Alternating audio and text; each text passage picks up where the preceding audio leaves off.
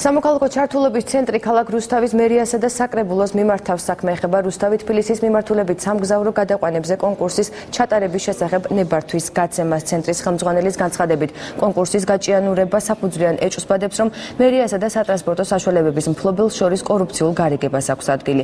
ცენტრის ხელმძღვანელი მიმართავს ფინანსურ პოლიციასა და საგამოძიებო სამსახურებს დროულად დაიწყონ ამ საქმის გამოძიება და კონკურსი ზედმეტი გაჭიანურების გარეშე ჩაატარონ.